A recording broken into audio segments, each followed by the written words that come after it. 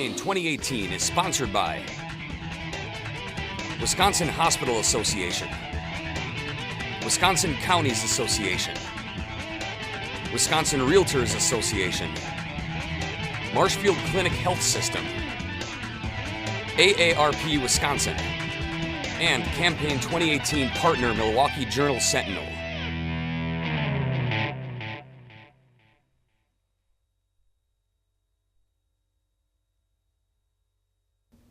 Wendy Johnson of Eau Claire is a Democratic candidate in the 68th Assembly District.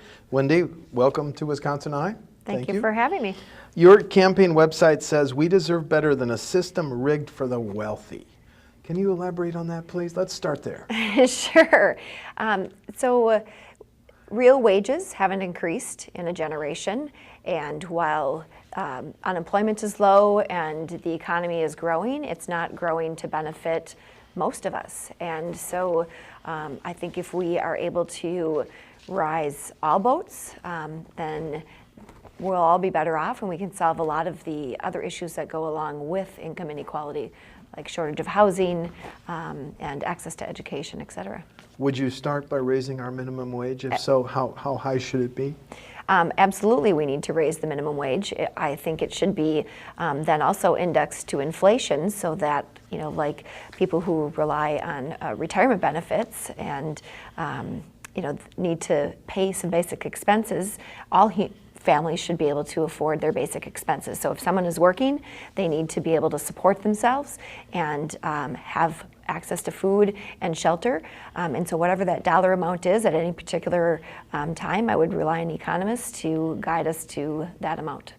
Your background, you're a high school teacher? Do I have that right? I taught high school social studies. Okay. For almost 10 years, and then I opened a small business, and then I went to law school when my son went to kindergarten. So now I practice family law.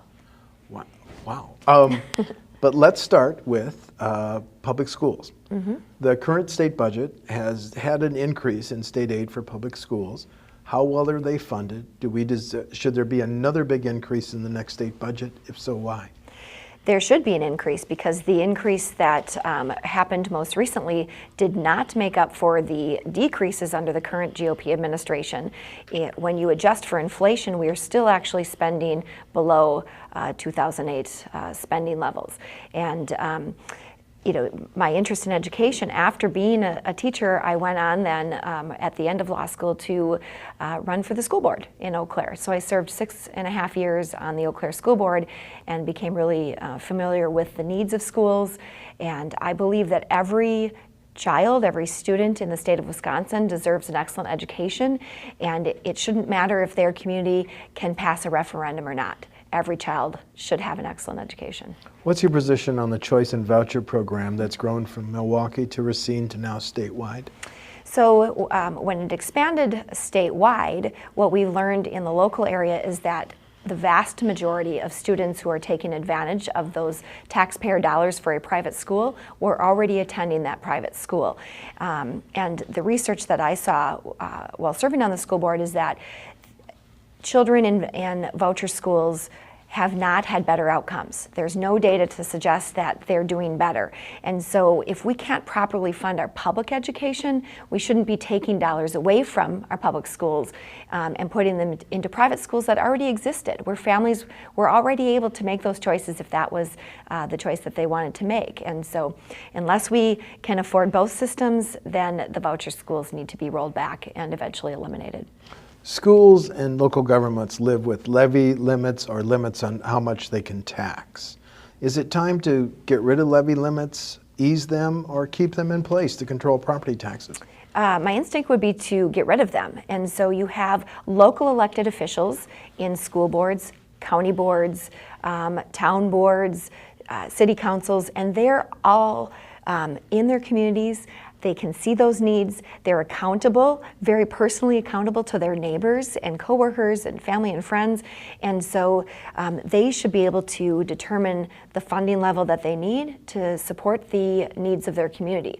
I don't think when I go down to Madison that all of a sudden that I'm going to know better than my colleagues on the school board. Healthcare. How can we protect and expand healthcare in rural areas of Wisconsin? Well, the obvious answer is to accept the federal Medicaid dollars.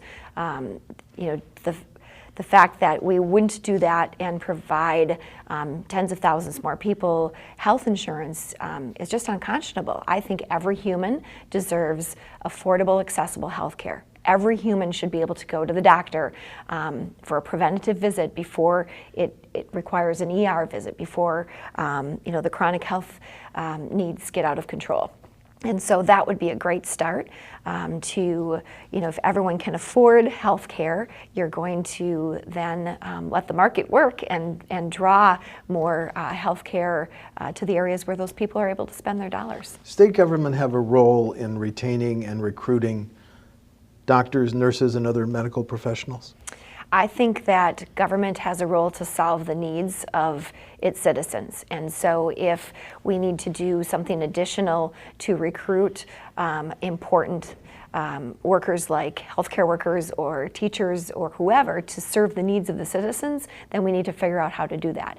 Maybe it's through providing some assistance with student loans and those sorts of things. But yes, if that's a need, then the state or government in general is the body that can try to ease the needs of their citizens. Last question on healthcare. State government and Delta Dental have a system, have subsidize some dental clinics in rural areas.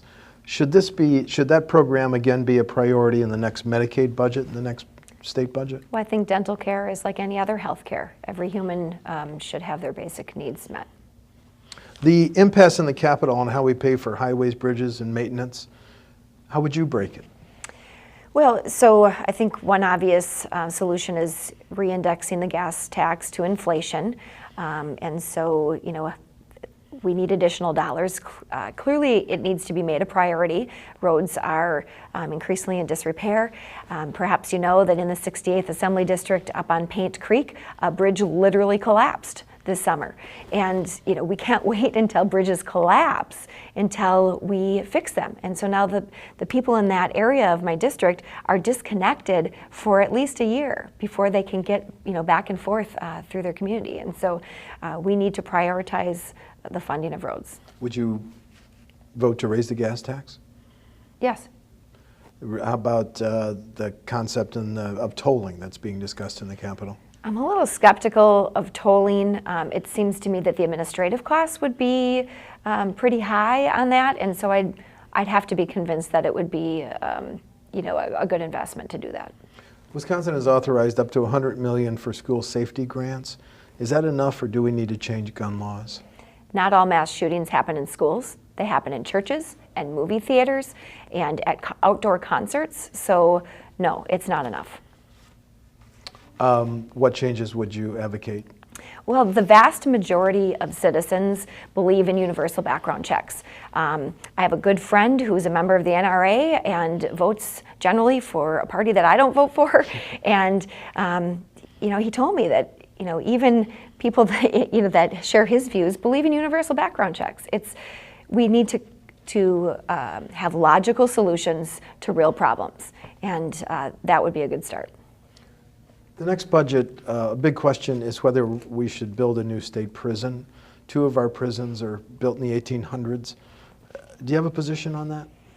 Well, I don't know the specific needs of particular prisons, but like schools, you need to have some essential infrastructure, but we also need to be looking at how we reduce our prison population.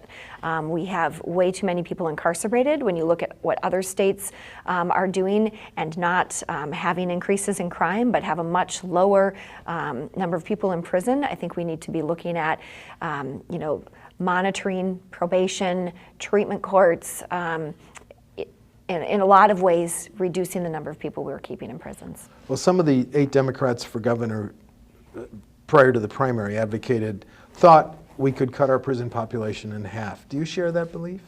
I think that's a really good goal. In Eau Claire County here, there is evidence-based decision-making. It was, along with Milwaukee County, one of 3 in the nation that was looking at, how to be smarter in the justice system. We have a number of specialty treatment courts for veterans and mothers and people addicted to drugs.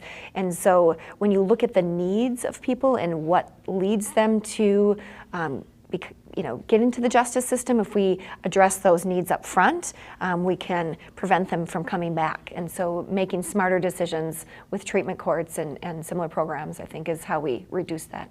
UW system budget, should we continue the freeze on resident undergrad tuition? Well, I think that's just one piece. If the state properly funds the university system, then perhaps the universities wouldn't feel the need to continue to raise tuition. Students should be able to come out of college debt-free. I think we started kindergarten, when other states only had first grade. We have, obviously, generations ago, people went through 8th grade, and now we have universal K-12, and we're getting close to 4K-12. We need to look at, do we need to make that pre-K 14 or 16, and so that every young person has the skills they need to become a productive member of society. What should state government do to offer private businesses tax breaks and incentives? Obviously, your position on Foxconn? It was a terrible decision. There are so many ways to spend $4.5 billion other than to a private corporation. We actually have really low unemployment. We don't need necessarily a lot more numbers of jobs. We need better paying jobs, and we need it throughout the district. So I was looking at that $4.5 billion. It's a number really hard to grasp onto. But that same amount of money, we could have given every citizen in Wisconsin almost $8,000. And so if you think about, that could be a down payment on a house, it could pay off a student loan, it could buy a new car, it could put your kid in hockey and pay for skates and ice fees for the entire year. And so I think that entrepreneurs could use that $8,000 to turn their ideas into a business locally. There's just so many ways to spend that money on schools or infrastructure or on individual humans than paying a foreign corporation who might give us a certain number of jobs in the southeast corner. There was a plan floated in August in the Capitol to give Foxconn tax breaks to Kimberly-Clark, a homegrown Wisconsin company. Does your opposition to Foxconn change if it's a homegrown Wisconsin company? No. So I owned a small business. I'm actually an owner of a law firm now with my partner, but I also had a dance studio that I created from scratch, sold to an employee after 10 years. It's still an ongoing business.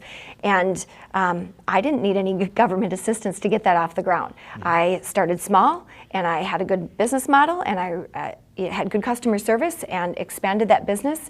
And now she employs, maybe 5 to 10 other employees part-time, and that's just my personal example. And so I don't think it is the role of government to give handouts to any particular business. We need to let the market work, for the businesses that we need.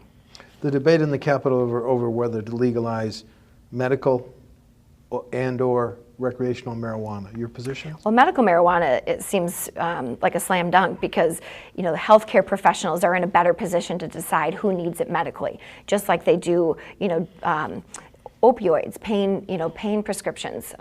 Although, of course, those are overprescribed, and we're seeing the effects of that. But the healthcare professionals are in a better position to make the decision about medical marijuana. Recreational marijuana, I'm reluctant to just, jump into it. My 18-year-old son has convinced me that we, should consider regulating it and taxing it. But I also think we can learn from other states to make sure that, there isn't additional usage, that it's not increasing crime, that it's not, there isn't more cost in the form of health needs and that sort of thing. So I would definitely need a lot more information before making a decision on recreational. If Wisconsin legalized recreational marijuana and it was a source of revenue, how should those revenues be used? Well, like any other revenues, Just we make choices. Well, I think it would be important to look at treatment to reduce our prison population. That might be an obvious place, but we have a lot of needs. Education funding, we just need to reprioritize where we're using all of the money that we're bringing in. And then final question, yours is an open seat. Highlight, if you want to, differences between you and the Republican? Yeah, so I do know him personally, but what I think is important is we don't want to send somebody down who is going to continue to just rubber stamp the policies of the past. I think it's important to have somebody who is dedicated.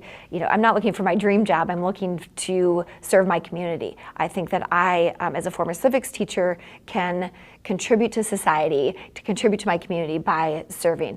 I'm independent and I'm not afraid to stand up to opponents, but also my own leadership. And so I think that when on the school board, I was able to do that, work with people who had different views, but also take tough stands on tough issues. So I think that experience will serve me well. Thank you. Wendy Johnson of Eau Claire is a Democratic candidate in the 68th Assembly District. The election is November 6th. Wendy, thank you for talking to WisconsinEye. Thank you for having me. Thank you. Campaign 2018 is sponsored by Wisconsin Hospital Association, Wisconsin Counties Association, Wisconsin Realtors Association, Marshfield Clinic Health System, AARP Wisconsin, and Campaign 2018 partner Milwaukee Journal Sentinel.